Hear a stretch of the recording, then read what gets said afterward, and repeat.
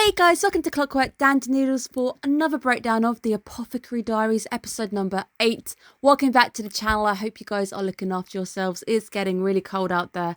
I had to defrost my car this morning, so it would seem winter is upon us. Winter is finally here.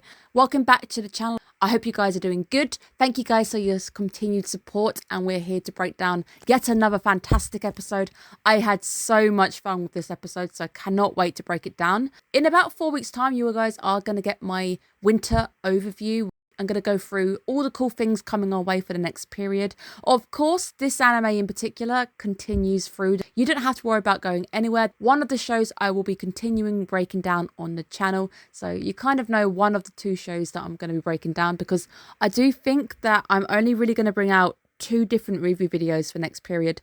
There's not too much going on. I've got the animated stuff going out too, so you guys still get your 3 videos a week. We're also going to get around Christmas time and between a new year, I'm going to do my first ever anime of the year video, and I'm very excited. Maybe I'll get Iona out. I'm not quite sure if I want to do that VTuber style just yet. I'm going to be crowning my top anime of the year. Every single anime wrap up video I have done, the top 3 have gone into a database. I have a collection of currently 9, but after this season is over, it's going to be 12 animes. Out of the 12 animes, I'm going to crown my top 3. Also going to have some fun awards. It'll be another season here on the Noodle Bowl. You can welcome all of the new people.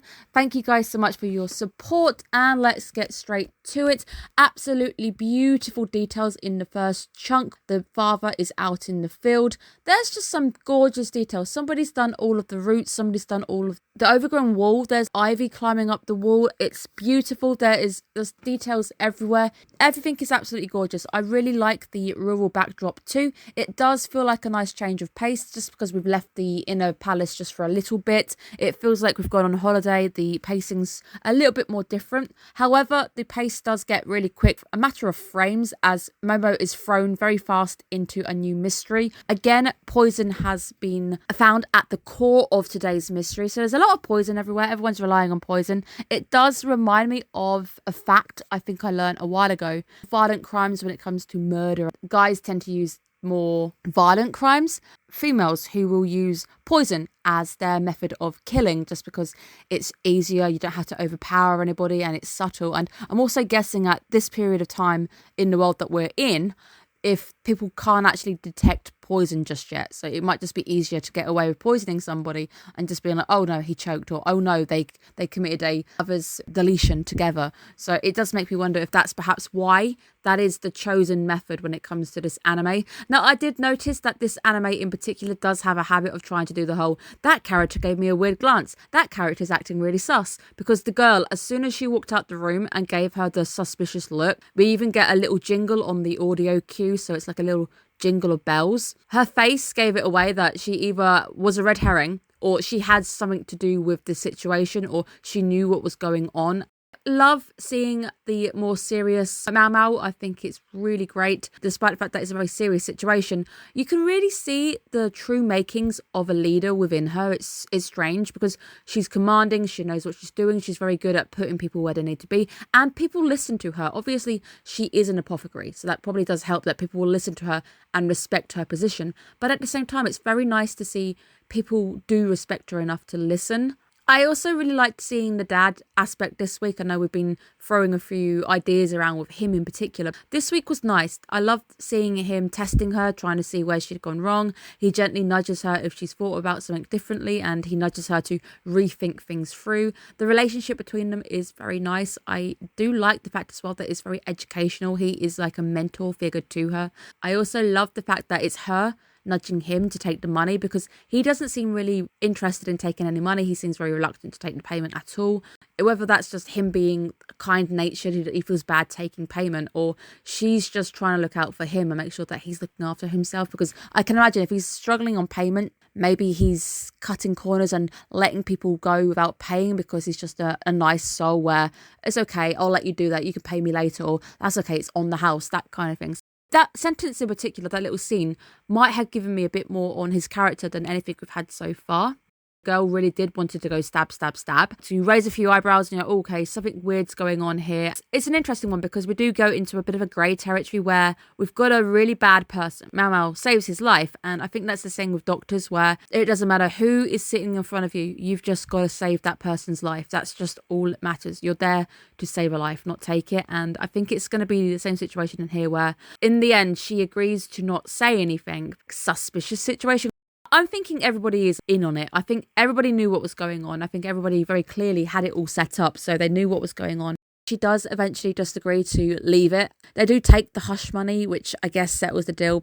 I did like the fact that there was a very clear solution this week. There was lots of little bits and pieces dotted around to give you a hint at how things might have worked. Momo chewing on the straw, trying to figure out what the straw had to do with anything. I like the fact that it all neatly came together in a nice little package. All of the bits came together and you could see exactly how it lined up. This is our solution. This is how it happened. It's not a self-deletion. It's a murder.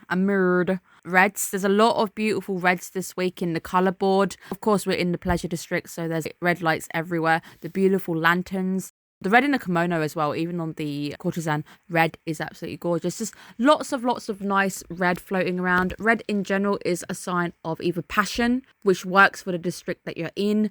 It could be love, which again could work with the district that you're in. Could be a sign of danger as well, which is really nice. The fact as well that it is a sunset. Sunsets often show you a closing of a day, so it's the closing of a matter. It's best to leave this be. I love the fact as well that I think his name is Lee Haku. He had the absolute best 3 days of his life, but poor Mau Mau, it took her 3 days to get one bath that she really was aching to have. She's had a very stressful time, but it's nice to see that Lee Haku had a very good time nonetheless. Now let's go back to the inner palace and catch up with perhaps my favourite person now. I absolutely love the faces, the noises, everything that Jinshi does. He's just absolutely hilarious.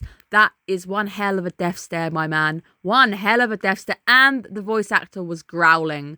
That was hilarious. I love it. The atmosphere is so thick between them. It's like, oh, okay, I guess you missed me. Maybe you did. You missed me, right? That's what this is. I love the fact as well where she's like, oh, he seems upset. No, I'm overthinking it. That's fine. Let's just roll with that. That's fine. He's definitely the king of exasperated faces. That face, this face is like, what is this? It's him losing the will to live as he finds out that I lost out to somebody who I considered a constellation prize. I gave you something and you didn't even come and find me for help. I love it so much. He really is just the king of faces. I want a figure of Jinshi where his face can change and you can get different faces on his face. I need it in my life. The one at the end as well where he's just broken. It reminds me of the Miku face. There's a Miku where her mouth is just hanging open and she's just kind of in shock. Like she's got a leek in her hand, which is true Miku style.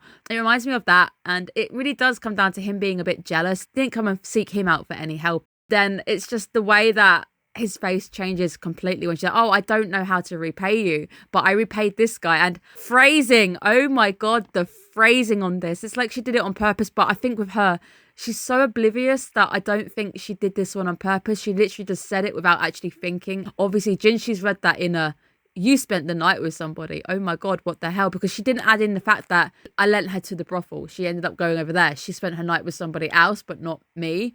And I just love his reactions. It's just, he freezes and she's just there drying him, even touching his robes and stuff, and he doesn't react. Rest in peace. The man is like dead inside. See, I love it. You can see him tapping his leg. I really like that because he's frustrated. I love as well the focus on the hand when he's trying to grab the cup, but he's irritated and he's tapping the side of the cup as well. I really like that. There's some really nice details showing us just the frustration of Jinshi, how irritated, and it's like how, oh, I'm not bothered, but I am bothered, but oh my God, I'm bothered. And I love the silence between them and the fact that everybody outside is just pissing themselves because it's like, oh, we just listened to that whole conversation. The head lady in waiting smacks her over the head. It's like, yep, you shouldn't have done that. That was hilarious. But I love the fact that it's the mistress who is literally red in the face, laughing, enjoying this. Honestly, she's a great character too. She's a really great character. There are so many good characters in the show. I really had fun with this episode. This episode was great. It does seem we're getting serious again next week. The pacing is great.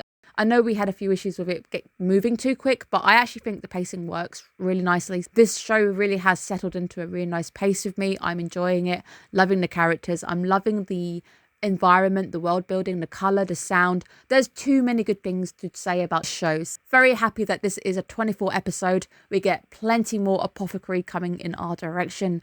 Thank you guys so much. I will see you guys again soon. Make sure you wrap up out there. It's cold. Have a good day, guys. Bye bye.